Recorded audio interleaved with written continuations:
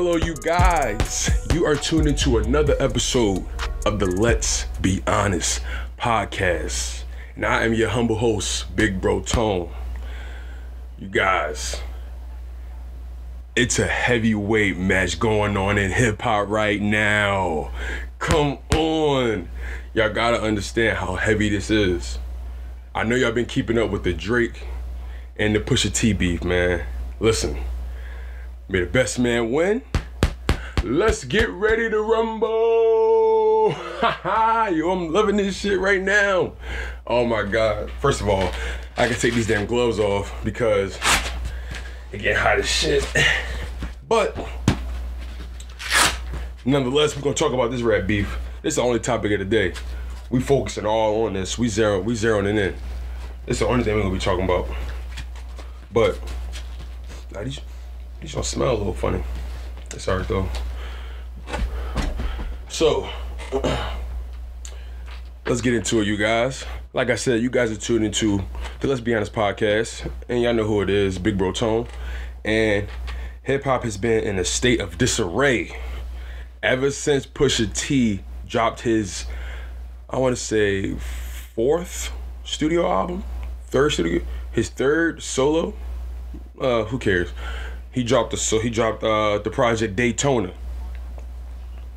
Now, before we get into the beef, let's talk about the album. The album is hella dope. We like to call something we like to call adult contemporary trap rap, or adult contemporary drug rap, whatever you want to call it. But the album is dope. It's 7 tracks long, nice, short and sweet, but it gets the point across at the same exact time. Dope, super dope project. Y'all gotta go check it out. Pusha T's Daytona, one of the hardest projects out. The entire project was produced by Kanye West.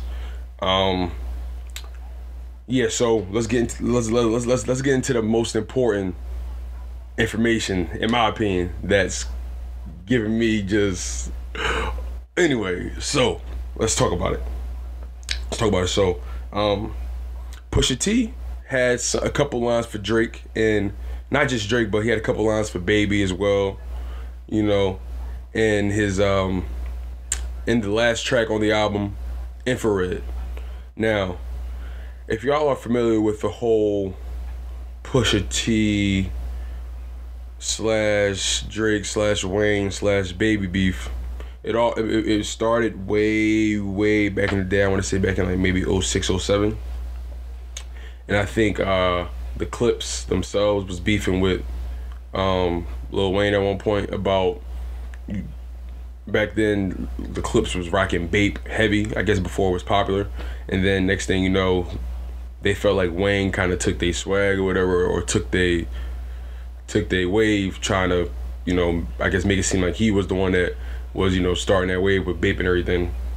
I'm not entirely too sure about like that side of the beef or whatever, but I know for a fact, Lil Wayne and Pusha T always been chipping at each other, especially when he came at Lil Wayne and Drake on Exodus back in the day. Now, Exodus was pretty rough, and Pusha T took shots also at Baby on, I want to say, I don't know whose song it is. I think it was Ludacris' song in one of his mixtapes. It was called Tell Me What They Mad For. Swizz Beatz was in it. Yeah, Pusha T had some lines for Baby as well. And so I said Exodus, and then after Exodus, you know, Drake shot off, you know, he got his off on 2 Birds 1 Stone when he came at Kid Cudi and Pusha T at the same time. And that's pretty much what led up to this moment.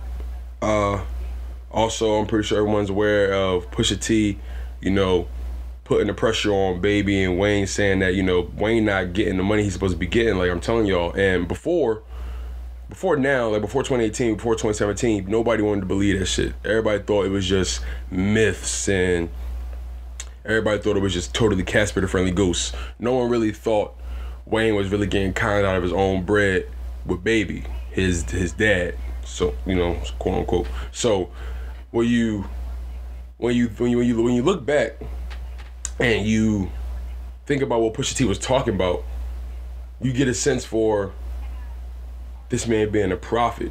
That's what everybody called this man a prophet for literally being steps ahead of this whole wave of exposing Baby. You know, before Ross was even hip to it. People was on Pusha T was on that wagon of letting Baby know that, listen, we all aware of what's going on, especially me.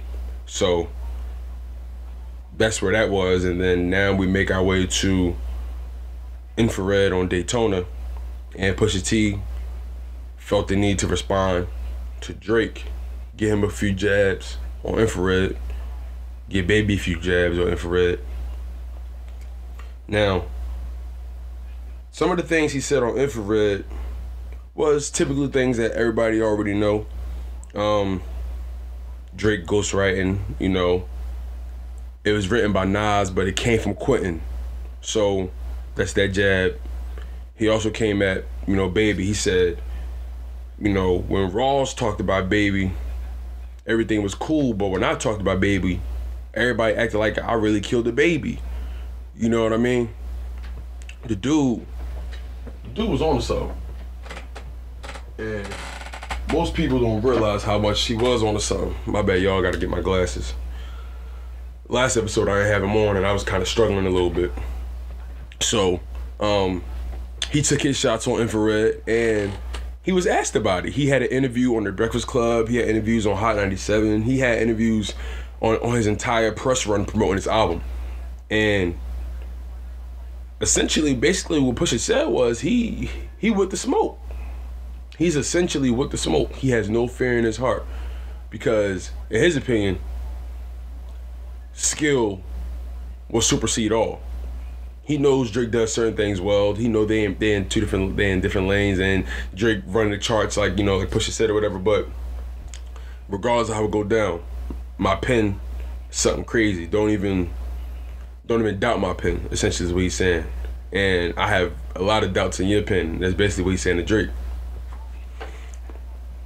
This is getting real chippy because now Drake is in album mode. Just to give everybody some context, Drake's album is about to come out. Scorpion, Daytona came out. Kanye's album is about to come out. A whole slew of music is about to be released, and you know Drake could have easily ignored it because what else has anyone said that people don't know about Drake? You know what I mean? Essentially, would have Meek already pulled the curtain back on that ghostwriting stuff, and clearly no one cares. Clearly no one cares because it's Drake. Drake has positioned himself strategically in a place where it makes it very hard to infiltrate his game plan, infiltrate his system, because he doesn't leave room for error. He's extremely strategic. He knows when and when not to act. So it seems. You know, we saw with that Meek beef how he orchestrated the whole downfall of Meek Mill, but Meek Mill rose again with War Pain. Thank God. I tell people all the time, if it wasn't for War Pain, Meek would have been hurt. I don't care what nobody say. Thank God Meek released War Pain, because the stuff he was releasing prior wasn't really cutting it as far as his beef go. But that was that beef. Let's stay focused on the Pusha T Drake beef. So I mentioned Infrared. He took his shots on there. I mentioned how strategic Drake is, how great he is at pacing, how great he is at timing. The dude is a beast. I consider Drake one of the best defensive players in the league. Now, hear what I said. I consider Drake one of the best defensive players in this rap game. Because, like I said, the things I mentioned, it's how many times have people tried to compromise Drake? In all seriousness, people have tried to compromise Drake so many times. Drake has made it out alive through a slew of rap confrontations, be it with Common, Diddy, Jay-Z, even though Jay-Z never truly got at him directly. But the bottom line is Drake has always had his name in the mix of, you know, rap confrontations and people having a problem with the way Drake, essentially, you know, if you forget about the defensive part, Drake is essentially the Steph Curry of the league. You know what I mean? The Steph Curry of the rap game. No, he could shoot from anywhere and barely miss. The boy light skin, you know what I mean, is the babyface monsters is in full effect. Yeah, I like to consider him like Steph Curry, just putting the defense aside, because he plays much better defense than Stephen Curry does. But Stephen Curry's in the finals, and it doesn't even matter. So, in lieu of Drake's defensive abilities, he released, I want to say, the Duppy Freestyle. He released that the day of Pusha T's album release. So Pusha T's album came out at Friday at midnight. Drake dropped his diss or his response to Pusha T at around 2 to 3 p.m. Friday afternoon. Now, breaking down Drake's Duppy Freestyle, I'll admit, Drake hit him with some, I ain't gonna hold you, he hit him with some nice counter punches. The counter punches were strictly defensive, because things he was saying about Pusha weren't necessarily, I guess, things we don't already know, or things that, you know, people haven't already said about Pusha, or well, first things first, in the freestyle he addressed Kanye and Pusha, but I feel like because of the beef and everything, the energy was towards Push, but the lyrics, a good amount of the lyrics were towards Kanye West. So just to give you some context, Pusha T said on Infrared, "Your hooks did it. The lyrics penning equals to Trump's winning. The bigger question is how the Russians did it. It was written like Nas, but it came from quitting. Immediately got that nigga out of here. Oh, now it's okay to kill baby. Niggas looked at me crazy like I really killed the baby. Salute Rawls, cause the message was pure. You see what I see when you see Wayne on tour. Flash without the fire, another multi-platinum rapper trapped and can't retire. Niggas get exposed, I see the cracks and I'm the liar." Infrared put the pressure on these niggas. Drake came back with Duppy. Drake hit him with some hot shit, I will admit. So if you rebuke me for working with someone else on a couple of V's, what do you really think of the nigga that's making your beats? I've done things for him I thought that he never would need. Fowler had to stretch his hands out and get it from me.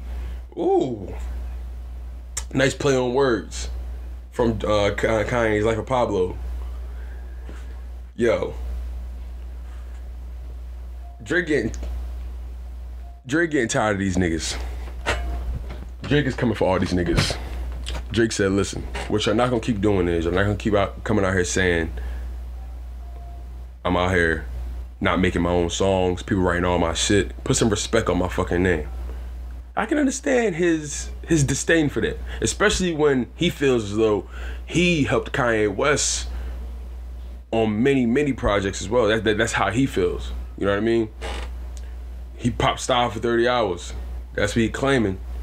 He claiming he helped Ye on a lot of verses and, you know, in hip hop past.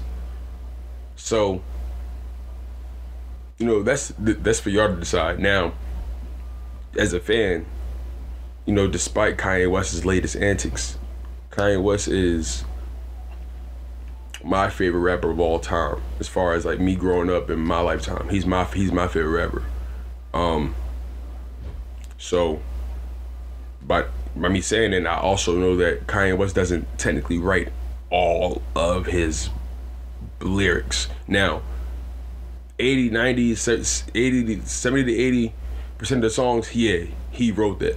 That's him. But Kanye West is one of those guys that if you're in the studio, he don't care if you throw a bar trying to, you know, help progress the song, or he considers everyone in the studio as someone who's a part of the creative process. So he doesn't mind taking, you know, lyrical help from anybody. I mean, if you know Kanye West, you know he took lyrical help from Consequence, Q-Tip, you know, so on and so forth. No ID, one of his favorite producers. So Common, Jay-Z. Like he's Kanye West positioned himself to be a student of the game in regards to, like, you know, rapping and lyrical ability, because remember, when he came in, he wasn't the purest rapper. He was a producer first. So obviously, as the longer he's in the rap game, his lyrics get better, and he, you know, takes advice from some of the better lyricists that he's positioned himself around. But I digress. So Drake responded with a Duppy freestyle, and like I said, it was hot. You know, everybody's paying attention to that bar I mentioned earlier about, you know, father had to stretch his hands out to get it from me, but those not even the, in my opinion, those aren't even Drake's heaviest lines on his response. When you think about it, some of the shit he was saying was just entirely just like they were light jabs, you know what I mean? It was disrespectful, but it was like, okay, clever play on words, you know what I mean? I always consider Drake, I always say, don't let Drake knock you off or confuse you with his hula hoop rap. Because sometimes he'll rap circles around you to make you think he says something really clever, and sometimes he really doesn't.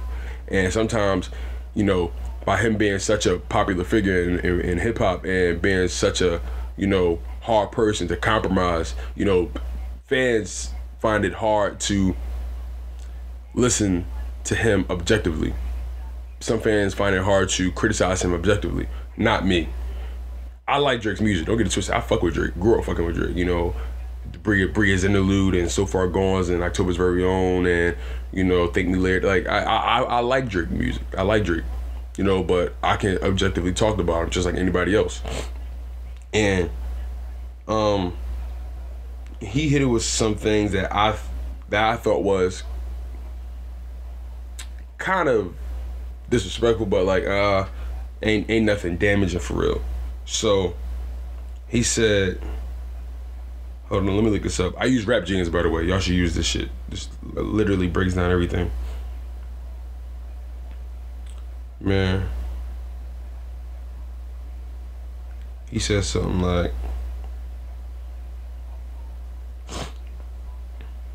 okay, so he said,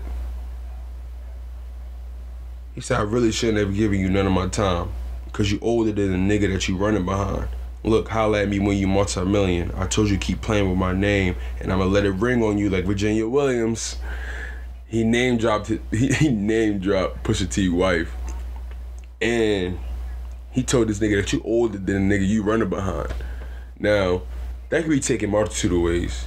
You could be talking about Pusha T and Drake as far as he behind Drake. Drake always be in front of him. Drake is clearly younger than Pusha T. You could say he talking about Kanye West and Pusha T. Kanye West is younger than Pusha T. Pusha T's like 41. Kanye is like, I think 36, 37, maybe 38. And you know, Pusha is under Kanye West as far as the good music hierarchy. So that was kind of fun. That was funny. You know what I mean? Nice play on words or whatever.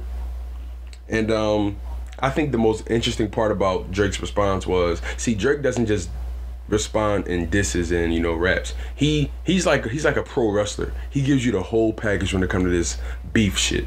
So at the end of the song, he said, Siri, come on, I ain't got time for you. So he said, at the end of the song, he said, tell yeah, we got an invoice coming to you, considering that we just sold another 20 for you. So in Drake's mind, he assuming that, listen, I'm the bigger name, I'm the hottest nigga in these streets right now. Just me associating my name with y'all niggas is giving y'all 20,000 more units sold on this project. So come on, don't even hit me with that. Like, you need me. basically saying that Pusha trying to boost his sales with, you know, coming at Drake. So in lieu of all that, Pusha T responded on Twitter, send the invoice. What's up? You got an invoice, send it. Let's see what's up. Drake said, okay. Posted the invoice, sent it super fast. Man, that boy Drake, he's strategic.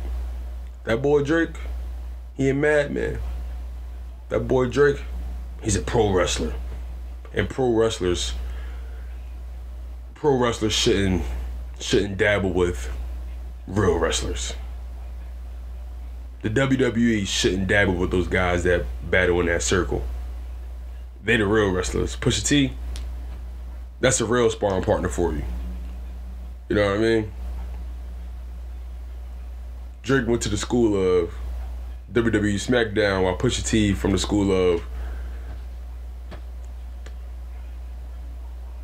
Olympic level wrestling, like US, like college level wrestling. Like the dude, I'm trying to make this metaphor in regards to Drake's just, he just gives you so much to play with. He's the perfect person to beef with in this era. He plays on the memes, you know, he plays on all that internet troll shit. So when he posted the invoice, everybody was like, oh shit, yo, Drake putting that pressure on everybody.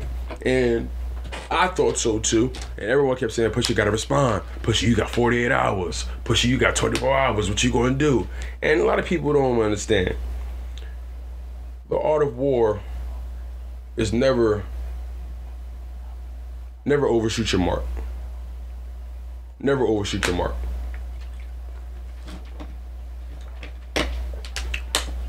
Clearly, Pusha had him where he wanted him. Clearly. Because nonetheless, Pusha T sent out his response last night. Yes, Pusha T, the dude is on a tear right now. He trying to take Drake heart. Hold on, before we get into Pusha T's response, why is it that Drake? Why is it that, okay, and I know I'm not the only one that feel this way. It seems that Drake only raps his best if it's either a feature or a diss track. Tell me if I'm wrong. Somebody please tell me if I'm wrong. If he ain't dissing nobody, or if he ain't a feature, he's not giving you his best lyrical ability. And that bothers me. That honestly bothers me. But that's just my opinion. I honestly think that you should be able to give your, like Kendrick, when he rap, despite he might approach different songs with different levels of energy, but the bottom line is, you know, he's giving you an amazing lyrical performance. Sometimes Drake just give you, you know, a look alive verse. You know what I mean? He just give you average verses sometimes. And I feel like people put him up there because he makes such great music that they overlook his, I guess, lyrical handicap. Because Drake can rap. He just chooses not to sometimes. You know what I mean? And being honest, that Duppy Freestyle, some of the shit he was saying, like, was so specific, I guess you would say. Like, Drake definitely had this song in the cut. He had the invoice already typed up. Like I said, Drake is strategic. But I just don't like the fact that he only do his best when it comes to. I just hate the fact that Drake is like at his best on defense. Like, come on, dog, you gotta be able to like put that lyrical shit out there, even when there's no chaos. I guess he thrives in chaos. It seems as though. I guess it's basically what I'm trying to say, that the motherfucker thrives in chaos. But Pusha T responded to Drake with his song, The Life of Adidon. I hope I'm pronouncing that right. The Life of Adidon. He went in off of Jay-Z's The Life of OJ, or The Story of OJ, from Jay-Z's 444 album. And I listened to this diss track like 15, 20 times over. And the guy is ready for, he came off of blood. It was like he was a shark in the water, and the blood, he wanted. He wants it. The unfortunate thing about this whole situation is I don't think Drake can come back from some of the things Pusha T is putting out there. Now, earlier in the show, I mentioned how what else is there to say about Drake that we already don't know? The ghostwriting shit, okay. You know, the whole Lil Wayne baby conundrum, okay. It's just certain things. It's just like Drake's shield just seems impenetrable. But Pusha T proved otherwise. I will say this on wax. Some of the most disrespectful bars I have ever heard in my lifetime. Now, I've heard disrespectful bars. You know, no Vaseline, you know, hit 'em up, you know, ether to take over, all that kind of stuff. But as far as like my generation of hip hop, like my era, like me being into the rap game where I'm at right now, like stuff that I'm able to pinpoint in my hip hop history books. You know what I mean? Those things were kind of before me when I was younger. But this is something I'm very into right now. And he talked about his mom, his dad, his best friend, his baby that is illegitimate and being hidden, and his porn star baby mom. Pusha T put it all on the table for Drake to answer to. He gave him too many things to respond to. He gave him too many things to have to think about. I don't think none of us have seen Drake in a position like this, a position of disarray. I'm curious to see how he's gonna respond, because some of the things Pusha is saying, you cannot just let slide. You cannot let some of these things go unanswered. Now, remind you about the illegitimate son and the porn star being pregnant. That story came out last year in 2017, over the summer. And, you know, people are so enamored by Drake that they're incapable of seeing the bad in him, or incapable of seeing the error in his ways. He just comes off as so perfect, the perfect artist. He crushes the charts. He's loved by everybody. Drake is like the people's people. Like he's like the people's rapper. Everyone loves Drake. Who doesn't like Drake? You know what I mean? If you don't like Drake, you just consider like a hater, right? You know what I mean? In some people's eyes. But to me, like, if you don't like Drake and give me like a solid reason, I'm pretty sure you can come up with many reasons of why you probably don't like Drake. Maybe be it as demeanor or the way he carries himself in certain situations in regards to, like, you know, relationships or beef or whatever may have you. Like, whatever you can say about Drake, cool, but like at the end of the day, you can't help but to like Drake, right? But with these accusations that Pusha T putting out there, it's definitely damaging his image. That good guy image, because Drake had that good guy image for a long time. He just started trying to put on that gangster. Drake has gone through, in my opinion, I think Drake has identity issues. Sorry, like I think Pusha T put that on the table. Pusha T said, "You always thought you wasn't black enough. That's why you never grew your fro out, because you." He said you never grew your fro out because you thought you wasn't black enough. Like, it's a sight to behold, to be quite honest with you. Hello, you guys. We are back, and this is the Let's Be Honest podcast. I am your humble host, Big Bro Tone, and I gotta be honest with you guys. Drake is looking shaky in these streets, man. I think people turning their back on Drake, man. He gotta bounce back from this, man. Isn't it funny when you're so used to being the big man on campus, and then all of a sudden someone wreaks havoc in the network you've built of popularity? Isn't it funny when the bully's getting bullied now? You know what I mean? Because a lot of people used to say Drake bullied me. Now Pusha bullying Drake. Drake, I'm speaking to you directly. I know you're not listening to me. I know you're not paying me no mind. I'm just a peon in your world, of course. But I feel as if I know you through your music, of course. And I know you got something in the tuck. You have to have something in the tuck, because you cannot go out like this. You cannot go out like your homegirl Nicki did. Let's put it into perspective. in less than 2 years, there's going to be 2 Young Money acts who suffered tremendously due to rap beef, due to people who has a much better pen, due to the old head. See, these old heads getting these young motherfuckers out of here. Like, it's crazy. Pusha older than Drake. Remy was better than Nicki. Remy was older than Nicki. Sorry about that.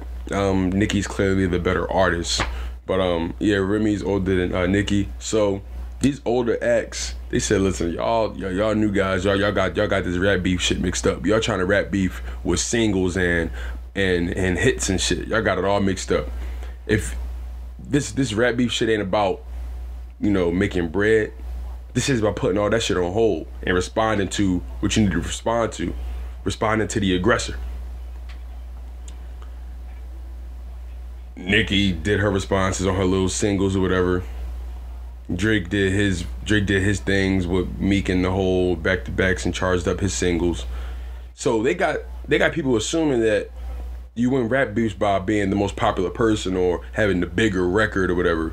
No, that's not how you win rap beefs. You win rap beefs by being the most disrespectful motherfucker on wax. Seriously, that's how you win rap beefs. You think Remy was gonna? You thought Remy was gonna out-rap Nicki on like singles or whatever, or outdo Nicki in this hits chart game? No, she ain't playing that game. She said, fuck out of here. We're gonna do this shit on my terms. We getting down to the nitty gritty. She went in on this bitch on Ether, and Drake went in on the story of OJ. They trying to take motherfuckers' souls. That's what they're trying to do. They're trying to make these guys question their entire well-beings. That's scary to me. It's scary hours right now. Drake can attest to that, huh? Scary hours, man. I don't know how I mean you all. Diplomatically speaking, of course. This is one of the most amazing times in hip-hop. And that's when rap beefs come. Because you really get to see, it's like watching, I know the rap game is watching. It's nothing better than being a spectator between two very, very well-equipped people. Push is very well-equipped and connected. Drake is very well-equipped and connected. This is only going to end one way. And I think this is going to take all summer. Pusha even said it. Pusha is ready for the smoke. He said, we gonna peel this back layer by layer. I call this shit surgical snubber. I'm calling this surgical summer. Snip, snip, snip. But like I said, I didn't even get into some. I didn't get into the disrespectful bars though. I didn't even tell y'all what Pusha was saying. I know y'all heard the song, but I want to analyze some of this shit because some of this shit is just entirely too disrespectful. Like I said, he came at Drake dad. He said, I'll start at the home front, I'm on one. Dennis Graham, stay off the gram, bitch, I'm on one. You mentioned wedding ring like it's a bad thing. Your father walked away at 5, hell of a dad thing. Yo, that's not cool. That's not cool. Now, think about it. Drake's father wasn't there for him when he was younger. Drake is not there for that son he has, Adonis, with that girl. See, this is so much deeper than rap. He's not trying to expose the fact that Drake is a father. Fuck that. That's just the surface. He's trying to expose the fact that Drake is the man he fought so hard not to be. Or he became the monster he fought so hard not to be. He became the monster he always despised. The father that never was there. And what is he doing? Who is he at this moment? A father that is not there. To add even more to that, he told this motherfucker, he said we talking about, yo. He said a baby's involved. It's deeper than rap. We talking character. Let's keep. He said a baby's involved. It's deeper than rap. We talking character. Let me keep with the facts. You are hiding a child. Let that boy come home. Deadbeat motherfucker playing border patrol. Ooh, come on, man. Let that boy come home, Drake. Now, every time I talk about this whole Drake baby porn star situation, people be like, "What? I never heard that shit. I don't remember that." You know why? Because Drake has reach, he has power. He puts that story on the back burner. To make matters even worse, Pusha posted a picture of the cover art for his project, for the diss track, and on his Instagram. And guess what? The same night, the post got reported by a third party. Go on Pusha Instagram. Go on Pusha T Instagram right now. If you got time, you're gonna see it. He posted it, a screenshot of the notice or whatever, saying a third party reported your post or whatever, saying that it's a copyright infringement or it's whatever, it's a liability, whatever, and they took it down. Pusha T said, "This is the first time this has ever happened to me." It just so happens that happened when he dropped that joint on Drake, and Drake is known to be someone who's very well connected and can pull strings. This is, yo. Drake looking real soft in these streets, man. Looking real soft. He even named the young boy. He said Adonis is his son. He deserves more than an Adidas press run. That's real. Love that baby. Respect that girl. Forget she's a porn star. Let her be your world. Yeah. It's like he playing with him. It's honestly like he playing with him. This is some of the most disrespectful shit I've ever heard. But it doesn't get disrespectful until you get towards the end of the song, when he addressed Drake's best friend 40. Hold on, wait. Let's put that part to the side for a second. He addressed Drake's mom, Sandy. Y'all know Drake's mom name is Sandy, right? Yo, he said, so after he came off Drake Dad, your father walked away at 5, hell of a dad thing. He went right at his mom. Marriage is something that Sandy never had. Drake, how you a winner, but she keep coming in last place. Yo, Drizzy, come on, man. Monkey Suit Dennis. His dad name is Dennis, by the way. Monkey Suit Dennis, Monkey Suit Dennis, you parade him. A Steve Harvey suit nigga made him. Confused, always thought you weren't black enough. Afraid to grow it cause your fro wouldn't nap enough. I'm telling you, man. He said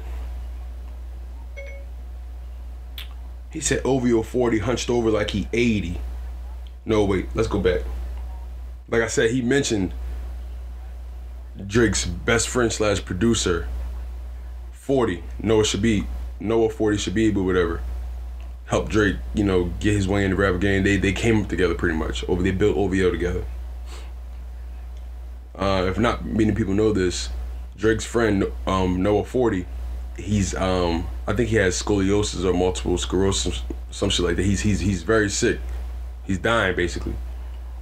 And Pusha T had no picks.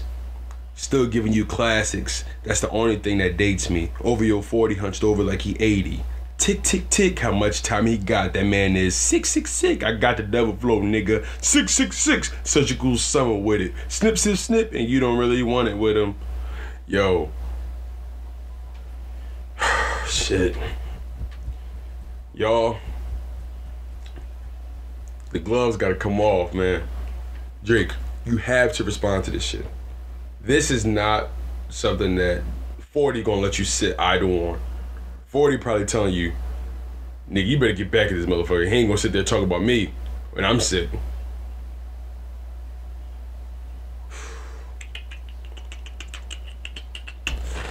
Drizzy, Drizzy, Drizzy, can't you see? Sometimes these bars just hypnotize me.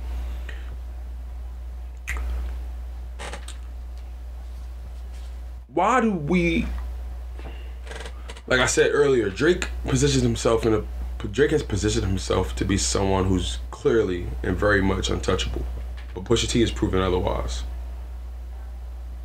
In fact, Drake considered Pusha T approachable. He called him an approachable guy. Pusha T was like, nah, nigga, I'm not as approachable as you may think. You guys, we need to keep our eye out on this rap beef. This rap beef is only gonna get more and more entertaining.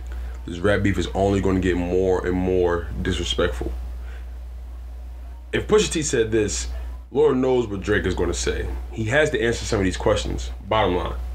He has to answer some of these questions. But can he answer these questions comfortably, strategically? Pusha got Drake to jump out the window. That's the thing. He baited Drake by giving him the subtle shot on infrared. That was a bait. He wanted to bait him with the ghostwriting shit. And once Drake bit it, once Drake took the bait on the ghostwriting shit and responded the same day, which is something Drake doesn't normally do. Pusha knew Drake was in album mode, so he knew no matter what, he's not gonna let anybody compromise that for him. So he's gonna respond to any hate mail, bottom line.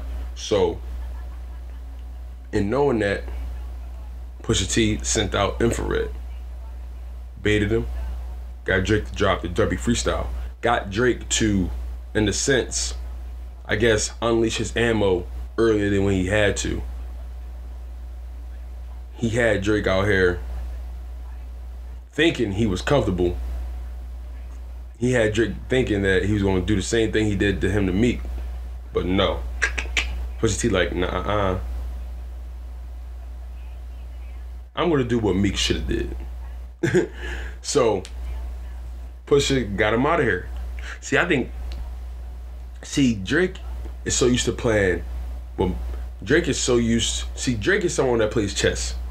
And he's so used to dancing with motherfuckers that play checkers. But now he got somebody else who hip to the chess game. You know, Pusha ain't no rook. You know what I mean? King Push. Y'all know what he about. I know what he about. See, Pusha's in my top 5. And that's not because of this shit. Pusha been in my top 5 for a long time. My top 5, and this is it in no particular order. My top 5 is Kanye, Kendrick, Ross, Pusha, Mos Def. That's my top 5. Solidified. I'm standing on that. I consider that my starting 5. I think that's a solid starting 5. You know what I mean?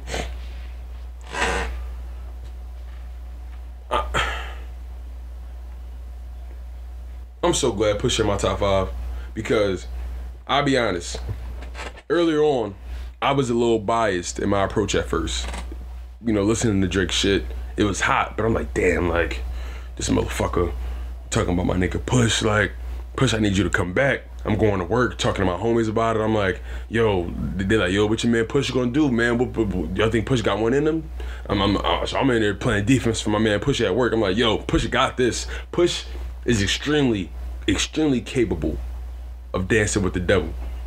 He is extremely capable of handling his light work. This is going to be an amazing, amazing next couple weeks, next couple months. And just to give y'all some more context, Kanye's album is dropping this week, supposedly. Tiana Taylor is supposed to be dropping an album. Drake is dropping his album. So many albums coming out. Everybody getting boosting their album sales. Everybody need to send them damn invoices out. Everybody gonna eat from this rap beef. Every last one of y'all.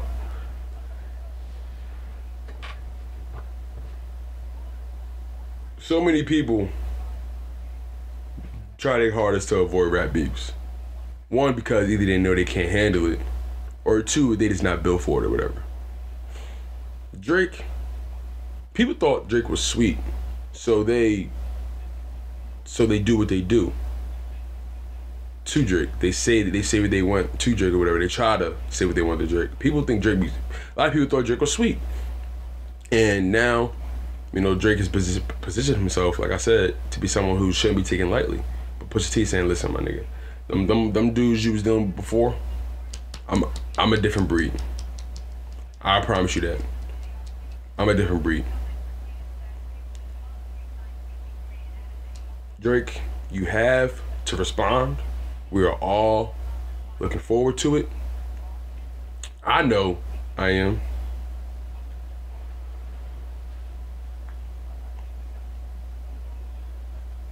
Damn, Drake really got a secret son though? That's not cool, man. Khaled already proved that it's okay to have a son, man. In the rap game, you gotta play it to your advantage, dog. There's nothing wrong with it. Nothing wrong with it. You got that girl pregnant, it's okay. But now the cat's out of the bag. How are we gonna move forward? How is the rap game gonna settle? When the dust settles, we're gonna see who's standing. And I'll be honest with you, I'm riding with Push. It's just that simple. I'm riding with the good music alum. It's just that simple. So,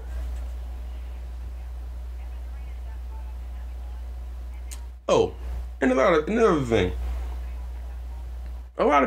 Some people say, "Oh, Pusha T doing this shit for clout." By the way, I hate the word clout. I hate that word. I hate the way it's being used in this rap game right now. I just hate the word clout. It is take too much this clout. I hate it. I don't like that shit. But I hear people saying Pusha doing this shit for clout, doing this shit. No. This beef goes way beyond that. This beef goes way beyond that, y'all. So y'all need to stay tuned. Y'all need to keep up with this. I'm gonna be keeping y'all updated on my Instagram. I'm gonna be keeping everything. I'm gonna keep everything up to date for you guys. Like this is something we gotta track, because the tail of the tape is gonna tell everything.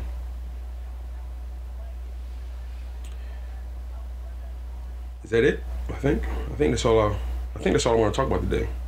I did say early on that's all I really wanted to talk about was this rap beef. I could talk about, well, I'll briefly talk about it, fuck it. Did y'all see that J. Cole Lil Pump interview? Just to keep it short and sweet, I didn't really like it that much. I thought it was really a honest waste of time. I understand what J. Cole's end goal was, and I respect his attempt. Like I said, I understand. I respect the attempt, but it just wasn't. It was just boring. Lil Pump didn't even give you nothing to really work with. He barely was answering the questions. Dude was just not even interested, it seemed like.